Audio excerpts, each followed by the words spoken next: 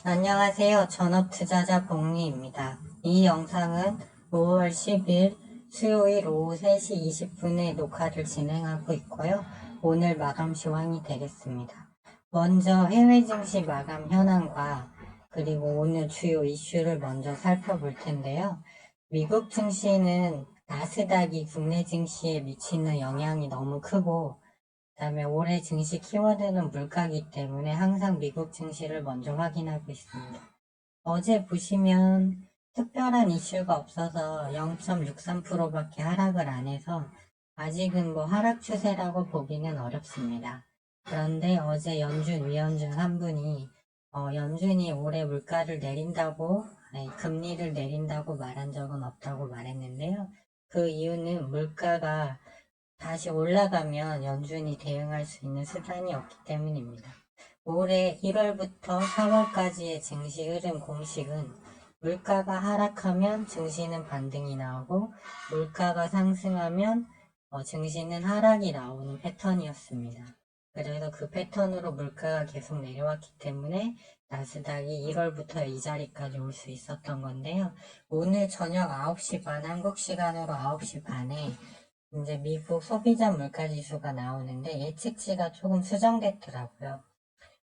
에너지와 식자재를 제외한 근원 CPI는 전월 대비 0.3% 상승, 전년 대비는 5.5%로 0.1% 하락한 걸로 나오는데 여전히 높은 수준이고 근원 CPI가 안 내려오면 연준이 쉽게 금리를 내리기 어려운 상황이 되는 거로 보시면 돼요. 그리고 모든 걸 합한 헤드라인 CPI는 전년 전월 모두 동일하게 5.0이더라고요. 즉 3월부터 4월까지는 1% 내려왔는데 이제 플랫이 돼서 수평이 돼서 더 하락을 안 했다는 거죠.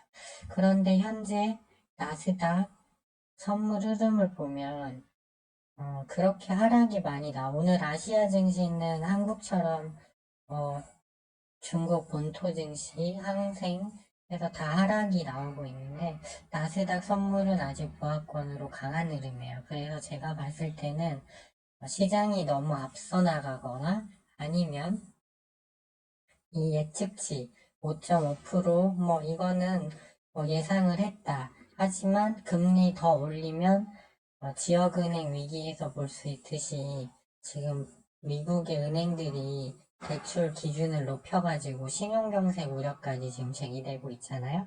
그래서 이런 상황에서 연준 니네가 금리를 더 어차피 못 올릴 거잖아 라는 게 반영이 된 것 같아요. 하지만 이 상승을 이끈 거는 미국 소수의 빅테크 기업이지 나머지 중소형주들은 다 지금 엄청 빠져있는 상태거든요.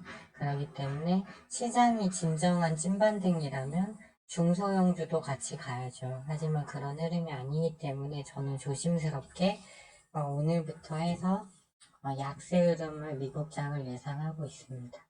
그리고 이제 국내 증시를 한번 보면 좀 위치가 계속 안 좋아지고 있어요. 코스닥인데요. 이 검은색 21선이 이제 점점 꺾이고 있죠.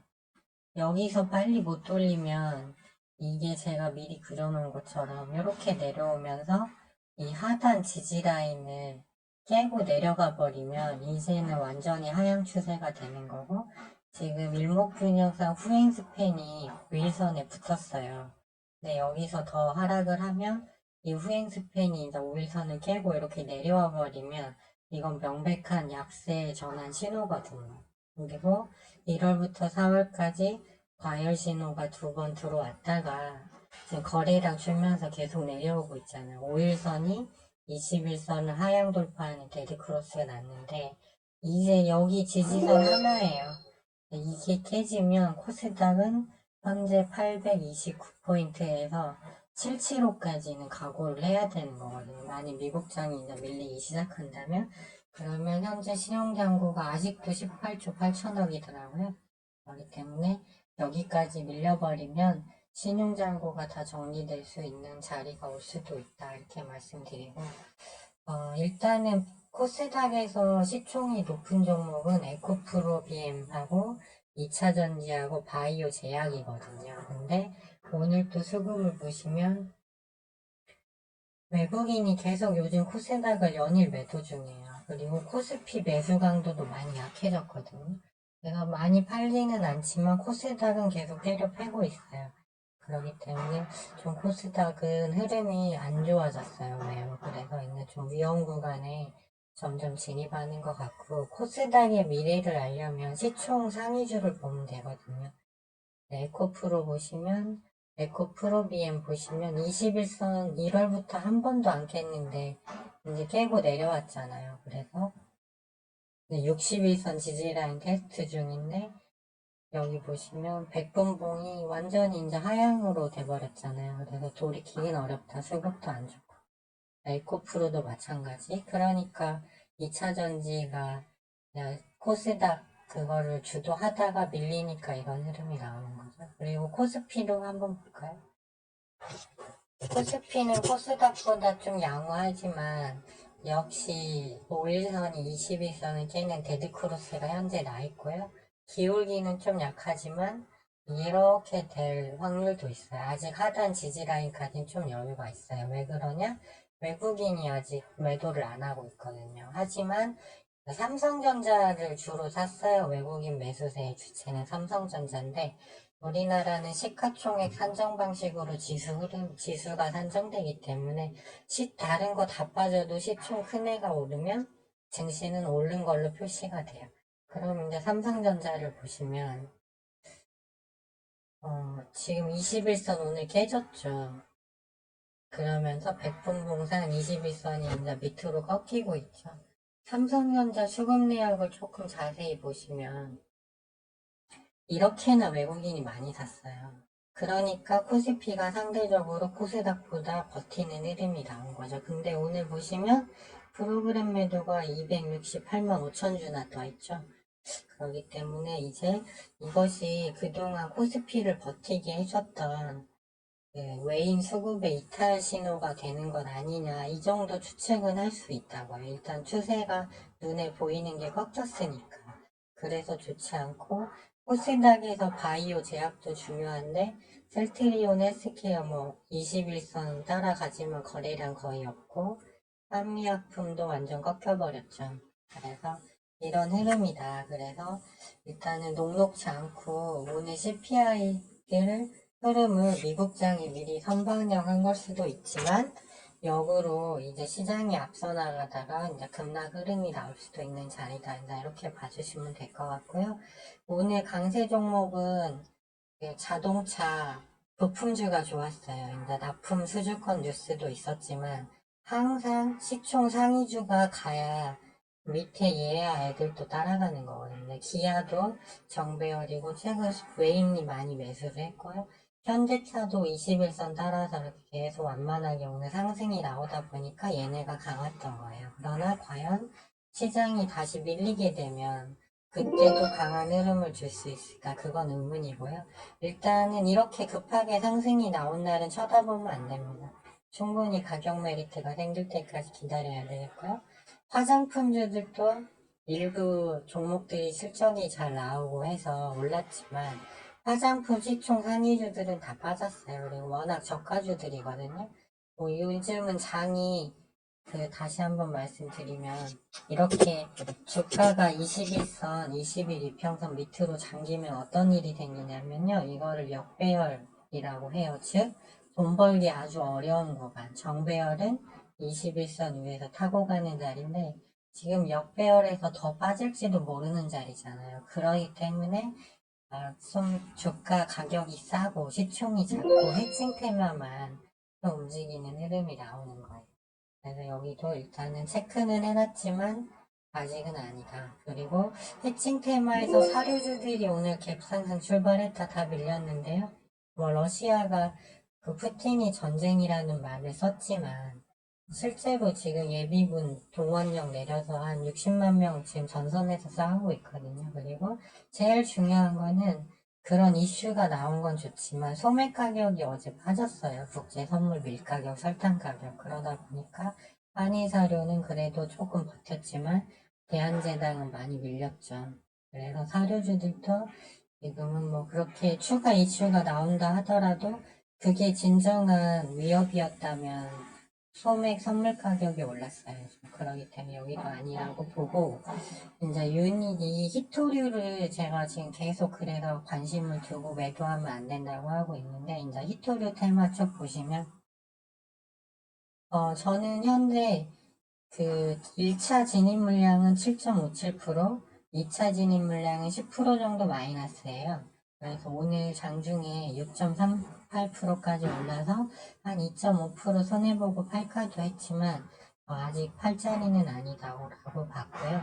어제 삼화전자를 유니온 머티리얼이 따라가는 흐름이 나왔지만 100분봉 기울기를 봤을 때 유니온이 삼화전자는 테슬라 패그라이트 이슈가 강하게 작용했는데, 이제 그 이슈보다는 원래 미중 분쟁 히토류 쪽으로 해서 갈 수 있다고 보고 있는데, 일단은 오늘 또 30분 봉상으로는, 일단 유니온 머티리얼즈는 아직 정배열로 오지는 못했어요. 이제 이렇게 돌아 나가야 되거든요. 이렇게. 그래야 3파가 나오는 거죠. 1, 2, 3이니까. 그러니 일봉상 보면 오늘 거래량은 좀 적었는데 신용이 어제 많이 늘었더라고요. 그래서 8.2%까지 왔는데 이건 중요하지 않습니다. 어쨌든 11선을 지키면서 오늘 시가보다는 높은 가격에서 끝났다는 게 중요하고요. 오늘은 이틀간 매집한 프로그램 물량 50만 주 중에 약 40만 주가 출회됐는데 출회됐음에도 버텼다는 게 중요한 거고 솔직히 이런 소형주는 프로그램 매매 내역도 그렇게 크게 신경을 쓰지 않으셔도 돼요. 왜냐면 사료주 최근에 들어온 외인 단타 물량 다 나갔거든요. GSE도 마찬가지고. 예.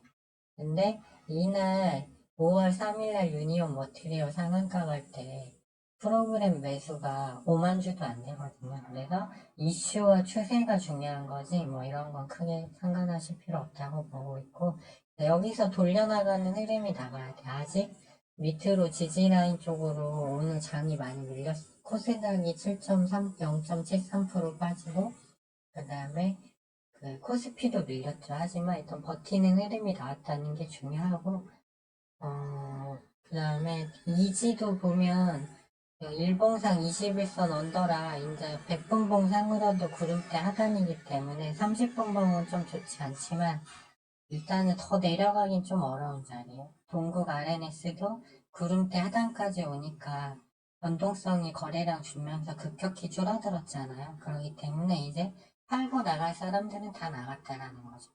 그 다음에 삼화전자도 오늘 11선을 일단 지켰거든요. 보니까 어제 들어온 프로그램 30만 주가 안 나갔어요.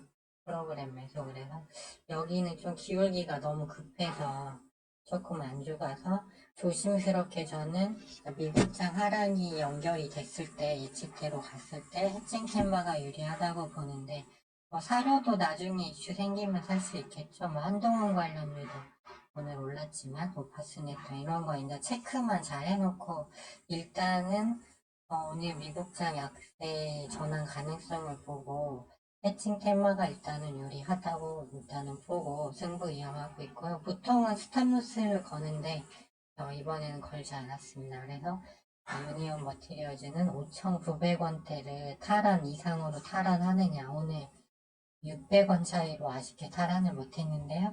여기서 돌려나가면 더 좋은 흐름이 나올 수 있다 이렇게 보고 있고 지금 보면 중국이 사드 문제 다시 언급했고 유럽, 독일, 캐나다, 미국의 뭐 모방국 국가들이죠. 이쪽에서 계속 중국 규제를 또 들어가고 있고 전 영국 총리는 또 16일에 대만을 방문한다고 해요. 어제 대만에서 외교부에서 윤 대통령 발언, 지지 발언 고맙다고 했는데, 그 중국 그 관영지에서는 계속 윤 대통령 비판하고 있죠. 명분 쌓기로 보여요. 이 뭐냐면, 한 번에 니들이 한국 니네가 이랬으니까 우리가 이런 제재를 가한다. 라고 하기보다는 우리는 계속 너희들에게 잘해보자 했는데 니네가 안 했지 해서 그 보복 조치를 위한 물론 중국이 한국이 필요한 건 맞지만 이런 명분 쌓기가 진행되고 있는 것으로 일단은 보고 있습니다. 그리고 한 가지 빼먹었는데 최근에 이렇게 그 증시 거래량이 줄고 있고 외인 수급이 이제 코스피에서 어떻게 될지 모르잖아요. 그래서 선물 시장이 중요해요. 왜냐면 파랑장일 때는 선물 시장이 주식 시장보다 훨씬 커요, 규모가. 근데 보면은 여기도 지금 오늘 21선 밑에 있잖아요. 선물, 국내 선물 일봉 차트인데. 근데 이게 왜 중요하냐면 외국인이 이제 그 현물 주식은 뭐 그렇게 컨트롤을 않더라도 여기서 이제 이런 식으로 선물 시장이 하락하면 프로그램 매도가 초래가 되게 돼 있어요. 현물을 팔아요. 해칭하기 위해서. 그렇기 때문에 그렇게 되면 잘 버티던 코스피가 이 선물 시장 무너짐과 함께 아직은 여기 지지라인까지 영향은 많은데 여기를 깨고 내려간다기보다는 또 6월, 7월 물가가 또 어떻게 될지 모르니까 그래서 일단은 단기 좀 깊은 조정이 나올 가능성이 좀 대비를 해야 된다. 이렇게 보고 있습니다. 네, 좋아요와 구독 신청은 영상 제작에 큰 힘이 되고요. 제 글에 댓글 꾸준히 달아주시는 구독자분들이 계시더라고요. 근데 이분들한테 도움이 되는구나 라는 걸 좀 느껴서 기분이 좋았던 것 같습니다. 댓글 달아주시는 분들 감사하고요. 이걸로 수요일 오후 시황은 마감을 하고요. 자, 다시 내일 오전 8시에 오늘 FOMC, 오늘 이제 미국 CPI 발표, 이렇게 미국장 현황, 그리고 그에 따른 매매 전략을 가지고 항상 그랬듯이 내일 오전 8시에 영상으로 다시 찾아뵙도록 하겠습니다. 지금까지 시청해주셔서 정말 감사합니다.